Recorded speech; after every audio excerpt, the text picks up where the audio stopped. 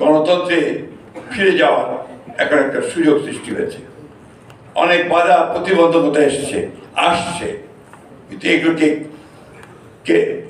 এড়িয়ে এগুলোকে বাধা পেরিয়ে আমাদেরকে সাফল্য অর্জন করতে হবে।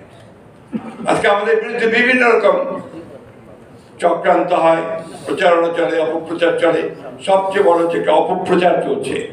এই অপপ্রচারের বিরুদ্ধেও কিন্তু আমাদেরকে কাজ করতে হবে, নিজেদের কাজ করতে। যে কথাটা আমি সবসময় বলি, সাইবার ওয়ার, এই সাইবার ওয়ারে যদি আমি যোদ্ধা হতে না পারি তাহলে কিন্তু আমি পরাজিত হয়ে যাবো।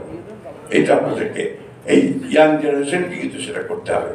এই ছাত্র দল যারা আজকে তোমরা করছো, তোমাদের সামনে সবচেয়ে বড় যে চ্যালেঞ্জ হবে যে সামনের যে নির্বাচন, সেই নির্বাচনে এই সত্যটাকে প্রতিষ্ঠা করা যে বিএনপি হচ্ছে একমাত্র রাজনৈতিক দল, যে রাজনৈতিক দল জাতিকে, দেশকে একটা সমৃদ্ধ জাতিতে পরিণত করতে পারে। এই কাজটা তোমাদেরকে সবার আগে করতে হবে এবং তার সমস্ত হাতিয়ার তোমাদের কাছে দেওয়া হচ্ছে। বাংলাদেশে একটা বড় বিভাজনের পথ তৈরি করার চেষ্টা চলছে।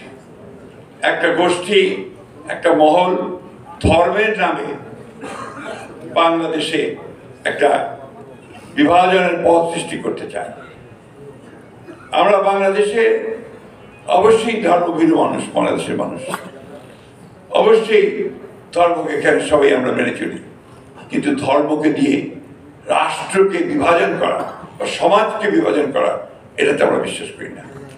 আমরা মনে করি যে বাংলাদেশে সকল ধর্মের মানুষ একসাথে বাস করবে, একইভাবে থাকবে এবং 1971 সালে যে স্বাধীনতা যুদ্ধ হয়েছিল, সেই যুদ্ধের মূল যে ভিত্তিক কথাটা ছিল সেটা ছিল যে সকলের বাংলাদেশ।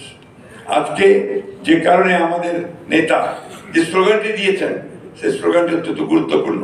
এটা একদিকে যেমন জাতীয় ক্ষেত্রে তেমনি আন্তর্জাতিক ক্ষেত্রে একইভাবে গুরুত্বপূর্ণ, সবার আগে বাংলাদেশ। এটা কথাটা আমাদের মুখের মধ্যে গেঁথে নিতে হবে।